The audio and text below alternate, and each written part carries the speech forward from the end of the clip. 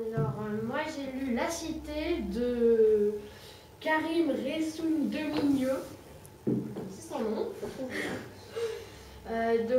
C'est l'histoire, en fait, c'est un garçon qui s'appelle Thomas. Donc il est au lycée, voilà. Et un jour, il y a plein de pubs pour un jeu qui s'appelle La Cité. Et il n'y aura que 10 millions de personnes dans le monde qui pourront y jouer, pour le coup d'essai, je crois.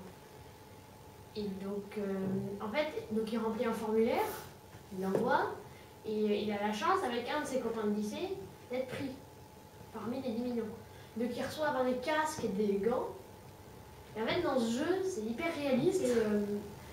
Donc par exemple, si on tombe, on sent la douleur.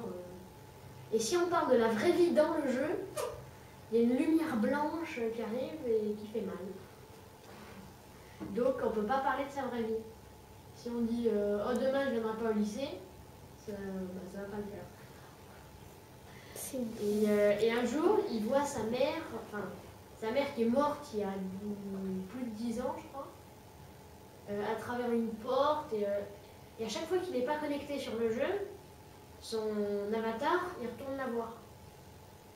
À chaque fois, il parle avec elle. Les arbres, par contre, il n'est pas très sûr. Il se rend compte qu'à un moment, son copain de lycée il devient méchant. Et je crois que ça finit là. Voilà. Moi, au début, j'ai bien aimé parce que c'est un truc de science-fiction, futuriste, enfin, voilà. Mais après, ça tourne dans le truc, mais vraiment ennuyeux. Pourquoi? On comprend rien déjà. Je comprends absolument rien. Pourquoi il y en a qui sont méchants, pourquoi il y en a qui sont gentils. C'est bizarre. Et puis je comprends pas pourquoi surtout. Voilà. Au début on se dit mais c'est super, il y a un méga jeu, il est pris, son pote aussi. Et pourquoi son copain devient méchant? C'est bizarre. Je pense après dans les tomes 2 et 3, il va y avoir les réponses, mais là dans le tome 1,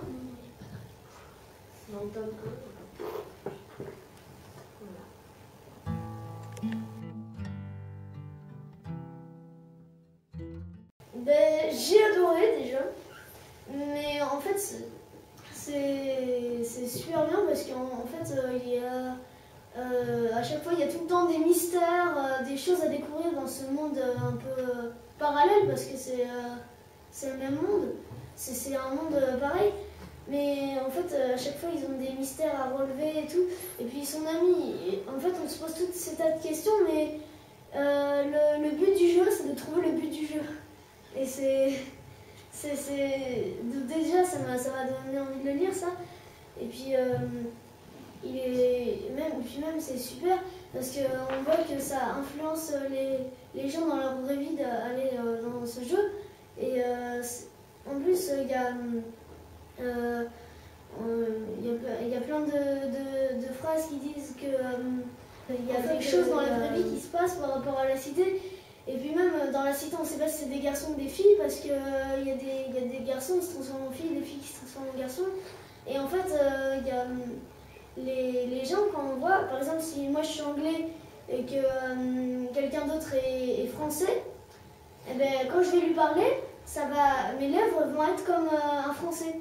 En fait, ils vont parler français et comme un français. Donc on ne sait pas qui sont des français, qui sont... Donc voilà, et puis en fait, Malo il disait qu'on ne pouvait pas avoir de lien avec la réalité, mais si, c'est juste qu'il faut trouver le moyen. Et c'est super parce qu'il y a plein de suspense et tout, moi j'adore.